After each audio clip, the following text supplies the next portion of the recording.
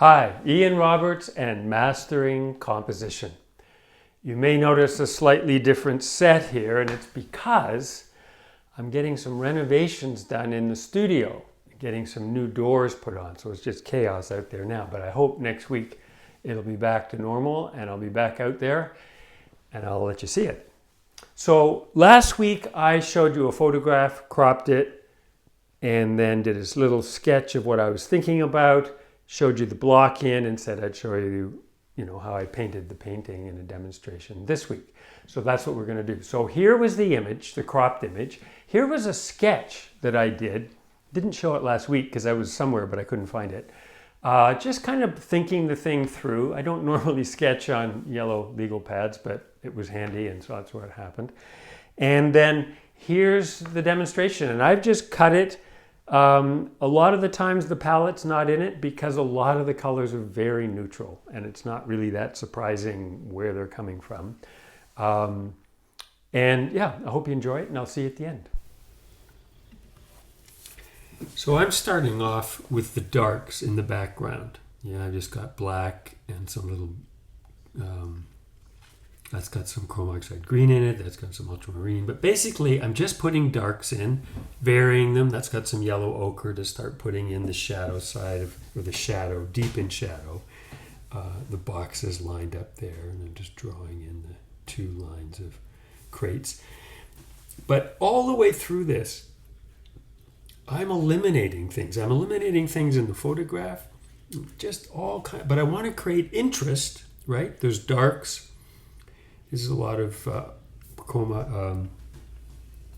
black and purple, and there's a lot of blue in this, but they're all dark neutrals, right? I'm not showing the mixing of it because there's ultramarine and ochre and black and raw umber and stuff like that. And that's the column. It's darker because turpentine's on there. I'm getting the actual color I want now. And they're sort of the same thing. It's just like ochre and black and a little bit of blue, probably ultramarine blue. And all the way through here until the very end, I'm just painting the shadows. All this is in shadow. The light is only hitting the ground, and these are the peaches. That's sort of cad orange and cad red, just for the hit of all those little peach crates across there.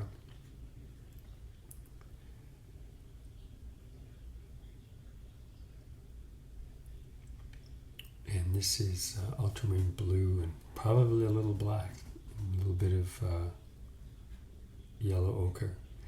But recognize that everything I'm painting here, like that's got yellow ochre and ultramarine blue, a little bit of white. But it's in shadow. What I'm painting is still in shadow here. You'll just see you just gotta, this is shadow, right? All the way through here, I'm just getting organized. Because if you want to get, I want to paint the light, I want to paint the light, it won't look like anything unless you've got everything in terms of the shadow orchestrated. The light you kind of put in at the end. This is alizarin and green and red, chrome oxide green and cad red for her dress. But you see it gets darker because the underpainting was sort of, I'm seeing still the canvas underneath. Now I'm really going in there for the actual value I want. And then I'm mixing some yellow ochre with that and putting in, again, this is still reflected light bouncing off the ground there. And this is ultramarine, some more ultramarine blue, probably still a bit of black in there. Just putting in the darker shadows, giving some form to that sweater. But all of this is like you eliminate everything in the photograph, and then you just keep eliminating as you paint, simplifying and making all the parts kind of holistically come together. That's got way more yellow ochre in it, a little bit lighter. Still, we're in shadow though, huh? This is still shadow. We're still in shadow. There I'm using yellow ochre and black probably just to carve the shape of the arm, sort of like a negative space to pull it in the direction I want it. Still in shadow. That's her white shirt. So here I'm getting a good, rich you can see I'm pulling green in there, so it's orange and red and green. So I'm neutralizing the red to get that sort of wood color on the table there.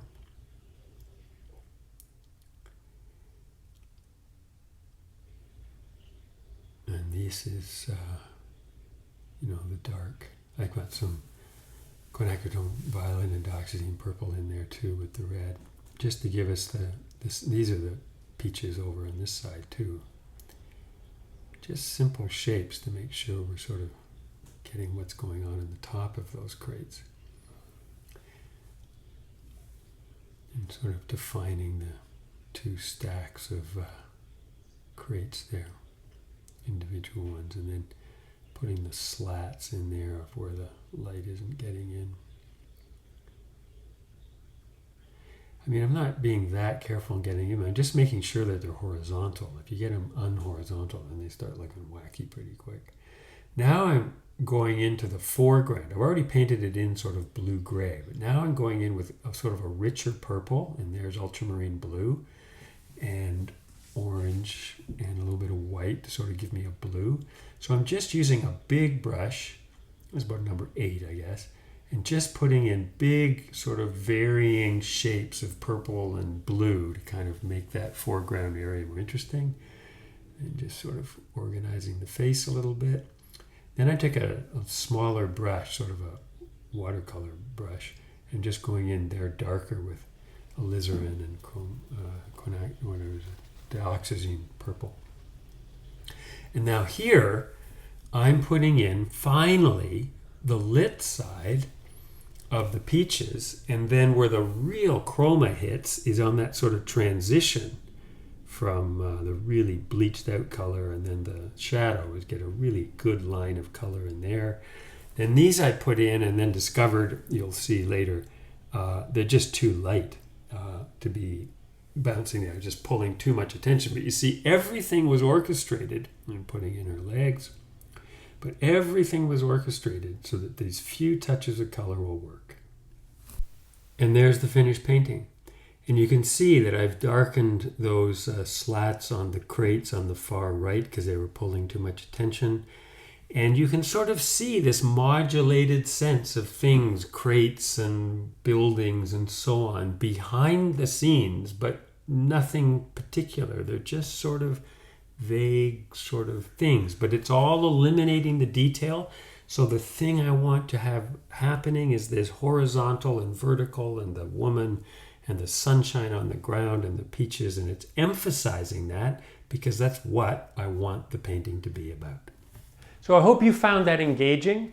I'm thinking to do this more often, where I'm just showing you what originally inspires me to get thinking about a painting, how I might crop it, simplify it, and then showing you the demonstration to the finished image. Because all of it really is composition, isn't it? So listen, like it if you liked it. Please subscribe. Also, you can sign up and have it delivered on your inbox if you click down below.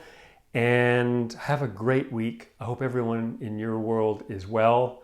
And I'll see you next Tuesday. Bye for now.